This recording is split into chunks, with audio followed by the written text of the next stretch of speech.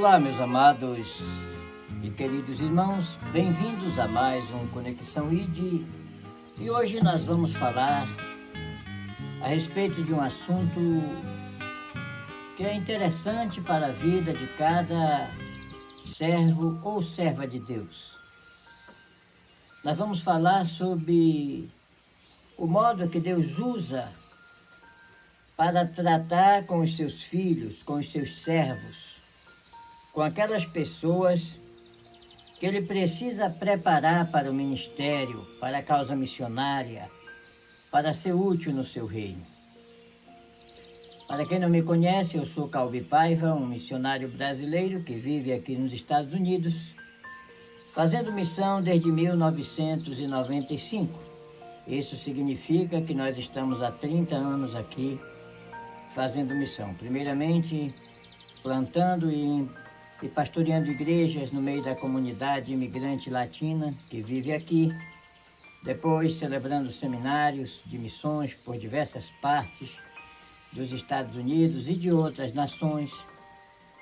E, por último, coordenando o projeto missionário Igreja para Todas as Nações. Um projeto missionário que ajuda missionários nativos a estabelecer igrejas em zonas de conflitos de guerras, em zonas de deslocados por catástrofes, naqueles lugares que os grandes ministérios evitam entrar, evitam fazer, porque depende de muita ação missionária. Isso significa valores sem ter um retorno imediato. E isso afugenta qualquer ministério que visa ter um investimento com rápido retorno, como, por exemplo, as congregações de uma igreja em uma grande cidade, que aquela congregação, depois de estabelecida, vai funcionar igual os bancos fazem ou constroem as suas agências. Ali vai gerar lucro devido aos dízimos, às ofertas.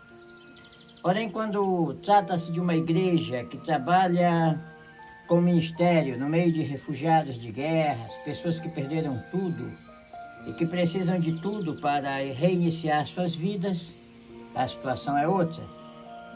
É como se fosse um investimento a fundo perdido, mas não é perdido. A Bíblia diz: o vosso trabalho não é vão no Senhor. E são investimentos para a eternidade. Muitos dos colaboradores do projeto Igreja para Todas as Nações, que tem nos permitido enviar valores para a África, eles certamente nunca vão apertar a mão de nenhuma das pessoas que eles ajudaram, que foram beneficiadas, que foram resgatadas de zonas de conflitos de guerra, que receberam ajuda financeira para a compra de alimentos, e nem mesmo os que são batizados. Porém, na eternidade, todo centavo investido, todo valor investido será recompensado por aquele que ordenou: ide por todo mundo e pregai o evangelho a toda criatura. E é claro, muitos não foram, mas permitiram que com os recursos que eles produziram, a obra fosse feita. E isso é muito importante. Mas hoje nós vamos falar naquele momento que Deus, por sua graça, por sua misericórdia, trabalha moldando pessoas para que eles sejam úteis, ou para que as pessoas sejam úteis ao ministério, à sua obra. E este é o assunto de hoje. Eu quero pedir que você compartilhe este vídeo, se inscreva no canal, toque o sininho das notificações, para que outros vídeos como este possam chegar até você. Mas vamos dar um exemplo muito prático. Eu, antes de vir trabalhar na obra missionária fora da pátria, eu trabalhei por 10 anos no meu país, o Brasil, na região amazônica, pastoreando igrejas exatamente na floresta amazônica. Trabalhei muito tempo na margem da Transamazônica, em igrejas que ficavam à margem da Transamazônica, quilômetro 80, entre Altamira e Itaituba, quilômetro 201. O quilômetro 80 é a Agrovila Nova Fronteira. O quilômetro 201 é a Agrovila Monte Sinai. Eu fui pastor nos dois lugares. Depois fui para Novo Repartimento, uma cidade maior, porém também na Transamazônica. Depois para Igarapé-Açu, onde eu estava quando me despedi da igreja, entreguei a igreja para a convenção para vir fazer missão aqui nos Estados Unidos, por conta própria e obedecendo um chamado divino. Pois bem, mas enquanto eu estava pastoreando na região amazônica, eu comecei primeiro andando a pé para visitar as vicinais, para visitar os campos, para visitar os lugares onde eu deveria evangelizar, deveria dar assistência aos irmãos. Eu sempre me lembro que neste período eu estava muito mais jovem, claro, e eu andava semanalmente 80, 100, 120 quilômetros. Teve um dia que eu bati o recorde, eu andei 44 quilômetros no mesmo dia, que eu fui a um lugar e voltei. E era 22 quilômetros para ir e 22 para voltar, e eu fiz isso a pé. Pois bem, mas depois dos primeiros meses atuando na Transamazônica, um irmão da igreja me emprestou um cavalo, um irmão criador, um fazendeiro da região, um cavalo branco, bonito, para mim usá-lo para fazer os meus trajetos. Disse, olha, pastor, eu tenho mais animal, vou colocar um animal à sua disposição para ficar melhor nos seus trajetos. E assim eu fiz, comecei a usar o cavalo, mas eu não tinha tanta experiência em andar a cavalo, né? E eu lembro-me que a primeira vez que eu peguei esse cavalo para tentar amansá-lo, aliás, o cavalo já estava manso, quem não estava manso para cavalo era eu, né? Eu levei ele para uma determinada estrada pela Transamazônica mesmo e chegou de uma ponte. As pontes da Transamazônica, há 40 anos atrás, era totalmente diferente do que é hoje, né? Hoje ainda não mudou muita coisa, em alguns lugares mudou, outros não. Mas eram pontes de madeira, de péssima condição, porque os carros passavam, quebravam e ficava muito perigoso. Porém, essa ponte que eu ia passar não estava tão perigosa, era apenas uma ponte. E o cavalo precisava atravessar a ponte. E eu vou com o cavalo para atravessar a ponte, quando vai chegando perto da ponte, aí o cavalo começou a acuar, ele estava recusando a passar na ponte, começou a querer pular, e eu fiquei com medo, eu não estava acostumado a manejar com cavalo. E eu tentava novamente e o cavalo não passava ali. E tinha os garotos brincando assim na beira da pista, começaram a rir. E eles disseram para mim, moço, dá porrada nesse cavalo. Eu não estava acostumado com aquilo, né? Aí eu voltei envergonhado, voltei para casa. O cavalo não quis atravessar a ponte e eu voltei. Aí eu fiquei pensando naquilo, os garotos rindo e dizendo, dá porrada no cavalo, moço, porque eram pessoas acostumadas ali, sabia como se tratava com cavalos. Eu não sabia, apesar de ser um paraense, mas quando eu fui trabalhar na Amazônia, eu estava trabalhando em Brasília, era um pobre de cidade grande, né? Pois bem, então eu comecei a falar com os irmãos, olha, eu fui passar com o cavalo numa ponte e ele não passou, e eu tive que voltar. Ele disse, pastor, cavalo tem que saber manejar. Faz o seguinte, compra uma espora, uma moxinga, e usa essa espora, quando ele for passar na ponte, você aperta a espora assim no lombo dele, e você vai ver que ele vai passar tranquilo. Eu digo, não sabia dessa. Aí fui em Altamira, cidade grande mais próxima, fui numa casa de material agrícola, comprei uma espora bem afiada, uma das melhores que tinha. Comprei uma moxinga, um rebengue, e voltei isso foi na Agrovila Nova Fronteira, o meu primeiro campo. E aí cheguei lá, falei para minha esposa, eu digo, olha, hoje eu vou sair, eu vou ensinar esse cavalo a atravessar uma ponte, ou ele ou eu, né? Aí peguei o mesmo cavalo, fui pelo mesmo caminho e na mesma ponte. Eu estava com uma bota de boiadeiro, vamos dizer assim, né? E a espora bem posicionada ali no calcanhar, né? Quando ele ia para trás, que ele quis resistir, aí eu encarquei a espora no lombo dele, assim, dei uma roçadinha, assim. Aí o cavalo foi aprumando o passo, foi passando na ponte, assim, pum, pum, mais tranquilo. Eu digo, olha como é muito fácil manejar com cavalo. Tem que usar o cabresto, a espora e a moxinga quando é preciso. Não foi nem preciso usar ali o chicote, somente o cavalo sentindo a espora assim no lombo, mas passou tranquilo.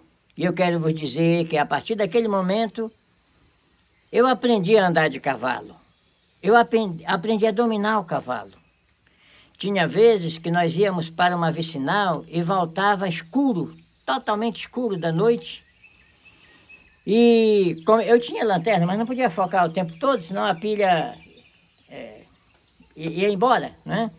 E eu ficava escuro, não via nada, e o cavalo sabe exatamente, o cavalo enxerga no escuro e sabe onde era que deveria passar. Eu lembro que muitas vezes tinha que descer uma ladeira com muitas pedras e o cavalo começava a fazer bem devagarinho assim. Eu ligava a lanterna e via, nós estávamos no meio de um pedregulho, num ambiente bem difícil de passar ali, porém o cavalo passava e me deixava em casa. Então, conclusão, eu tive que aprender a usar uma espora para submeter um cavalo à minha vontade, para cumprir um trajeto, para que ele também cumprisse o seu desempenho como um transporte de milênios atrás, né? E ainda hoje. Pois bem, eu vou contar um outro exemplo para chegar onde eu quero. Outra vez, esse eu acho que foi no meu terceiro campo, novo repartimento. Eu cheguei na casa de um irmão, fazendeiro da região, a gente pastoreava muitos criadores, muitos colonos, muitos plantadores, e fazia as visitas rotativas. E eu cheguei na fazenda deste irmão, ele estava com um burro, com um burro assim, com uma corda amarrada perto de um tronco, de um cepo, de um pedaço de madeira fincado no chão, na frente da sua casa, na fazenda. E ele com um chicote batia forte no burro, pá, pá, pá, e mostrava assim uma corda, que depois eu descobri que era um cabresto, para ele meter a cabeça no cabresto. E eu chego lá, cumprimentei, e eu notei que o irmão sentiu que eu fiquei incomodado com aquela cena. Eu nunca tinha visto alguém bater tão forte no animal amarrado a um tronco. E ele disse, olha, pastor, desculpe eu estar fazendo isso, eu sei que o senhor também pode não estar muito acostumado, mas eu estou ensinando esse burro a aceitar o cabresto. Porque nós, criadores dessa região aqui, nós criamos burros, nós temos trabalho com pasto, nós pagamos as despesas necessárias para manter a fazenda, mas nós precisamos de animais para trabalhar carregando cargas. Eu preciso deste burro para transportar material de um lado para o outro, e ele tem que aceitar não só o cabresto, mas também como é que chama? Os cestos que ele vai usar para carregar a carga. Porém, ele é um burro que precisa ser amansado. E não adianta eu falar para ele que ele não vai entender. Essa é a única linguagem que ele entende, ataca. É assim que a gente ensina o burro a aceitar o cabresto, para depois aceitar uma cangalha, aceitar uma carga. Porque senão, o burro vai querer ficar pastando o tempo todo por aí, só consumindo pasto e sem fazer nada.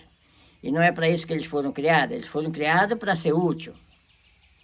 Eu digo, não, irmão, isso aí pode continuar. É vocês que continuem, pá, pá, pá. Até que o burro aceitou o cabresto, aí ele passou logo aquela função para um outro funcionário dele que estava lá e foi me dar atenção lá para dentro. Mas aquela cena me chamou a atenção. Eu digo, olha, os criadores sabem como fazer um burro aceitar o cabresto para ser útil na sua função, na fazenda. Agora vamos deixar esses exemplos para trás e vamos falar agora em como Deus prepara os seus obreiros para a sua obra. E se você pensa que Deus não sabe tratar com o gênero humano que é mau, que é perverso, Ele sabe, foi Ele que criou. Cada célula, cada órgão funcionando muito bem, integrados no funcionamento de um corpo. Para quê? Aí é que está. Para que eu queria aquele cavalo? Para me servir nos trajetos? Para me transportar de um canto a outro? Para que o irmão Otacílio, vou revelar o nome, queria aquele burro? Para ser útil na sua fazenda, para transportar as coisas. Uma pergunta: para que Deus quer um obreiro? Eu vou ser mais profundo. Para que Deus quer uma convenção de pastores? Um aglomerado de pastores, de obreiros? Para executar a sua obra, para fazer o que Ele quer. Não o que o cavalo quer, não o que o burro quer, não o que os pastores querem nas suas avarezas, nas suas escolhas, nas suas politicagens, nos seus conchavos. Eu estou falando do lado de fora de uma cabine de montanhas, por isso que vocês vão ouvir barulhos de cachorros latindo, de jumento relixando, de pássaros gorjeando. É assim, do lado de fora de uma cabine de montanhas. E aqui já sem muito frio, né? Aqui nós podemos estar do lado de fora.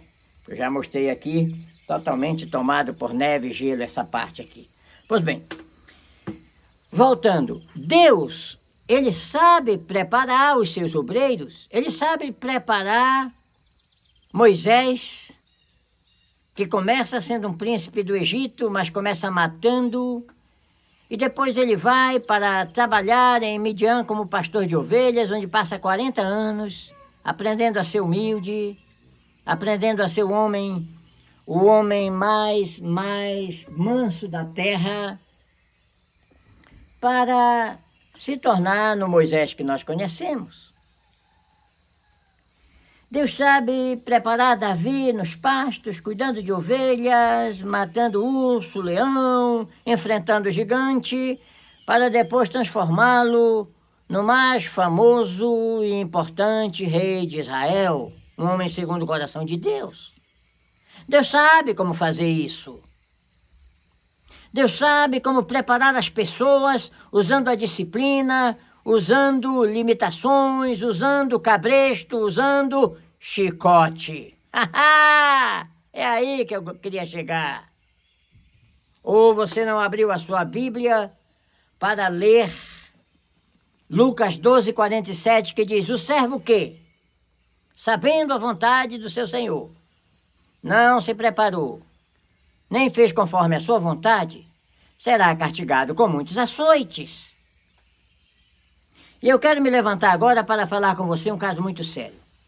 Por que você acha que vêm os escândalos, os açoites? E a sua Bíblia é muito completa quando diz: é mister que venham os escândalos. Porque Deus usa muitas vezes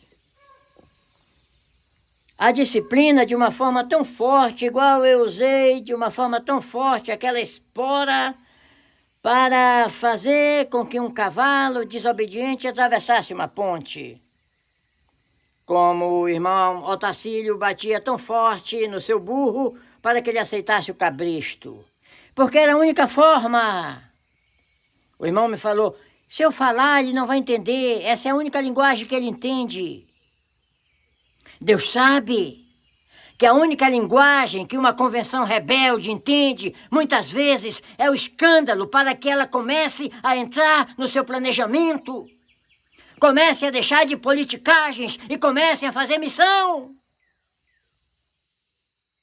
que os pastores deixem de interesses pessoais por fazendas, por propriedades, por carrões e comecem a pensar nos missionários, na obra de Deus. Porque senão o açoite não vai parar. Deus não se deixa escarnecer. Uma vez, um profeta chegou em Jerusalém. O profeta chamava-se Jeremias. E era o ano mais ou menos 586 a.C. E a situação em Jerusalém estava terrível. Jeremias 5, 30 a 31. Coisa espantosa e horrenda se anda fazendo na terra. Os profetas profetizam falsamente. Os sacerdotes dominam através dele. E o meu povo assim o deseja. É o povo que gosta. E Jeremias disse, olha minha gente, se vocês não se converterem, não se arrependerem de seus erros, vocês vão pagar muito caro por isso. Deus vai vir com juízo sobre vocês. Se arrependam. Se convertam a Deus. O templo é bonito, o templo de Salomão, vocês estão quase adorando o templo. Vocês têm que adorar a Deus. Vocês estão orgulhosos porque conseguiram tanta beleza, tanto luxo. Vocês precisam voltar a adorar ao Senhor. Senão ele vai punir vocês. Sabe o que fizeram com Jeremias? Bateram Jeremias, golpearam Jeremias. E quem golpeou Jeremias foi Passur, o presidente da casa do Senhor. Colocaram Jeremias no calabouço por causa da sua ousadia de condenar o pecado do povo. E enquanto Jeremias estava no calabouço, eles conseguiram prender o profeta, não a profecia. A profecia já tinha sido lançada. E sabe o que aconteceu? Tudo que Jeremias falou se cumpriu. Veio Nabucodonosor, um rei ímpio da Babilônia, invadiu Jerusalém, matou os valentes de guerra, saqueou o templo, levou os vasos sagrados para a Babilônia, deixou a nação humilhada, depois voltou com seu exército de novo, destruiu o templo, o motivo do orgulho dele, o templo de Salomão, queimou seus restolhos a fogo e levou o povo cativo para o cativeiro na Babilônia. E por 70 anos, aquela geração de rebeldes foi renovada, aprendendo as lições do cativeiro. Exatamente tudo o que Jeremias falou se cumpriu. Então, primeiro Deus manda um profeta para exortar o povo. Se o povo se converter, se fizer como fez Nínive, se vestir de saco e cinza e se arrepender dos seus pecados, aquela cidade vai ser preservada da destruição. Porém, se o povo entesar o cangote, como se diz lá no norte, e desobedecer, aí Deus não se deixa burlar, aí Deus vem com vara grossa, com chumbo grosso, seja lá com que for. Eu espero que você que está ouvindo essa mensagem, eu não sei qual é o nível de conhecimento que você tem com Deus. Talvez você se lembre apenas de um Deus amoroso, que perdoa tudo, que você pode fazer o que bem entende e não vai acontecer nada. Não é assim. Deus é amor, mas Ele é um fogo consumidor. Ele destruiu Sodoma e Gomorra e Admá e Zebuim, 2 cidades, só porque estavam perto de Sodoma e Gomorra, elas foram destruídas também. Então, uma mensagem para você, obreiro, para você, missionário, homem e mulher de Deus. Aceite a disciplina de Deus. Aceite a correção de Deus. Muitas vezes existe alguma espora que está ali, te forçando a fazer alguma coisa, atravessa a ponte. Deus só quer que você obedeça. Era isso que eu tinha a dizer. Este era o Conexão ID de hoje. Compartilhe esse vídeo, se inscreve no canal e que Deus abençoe a todos.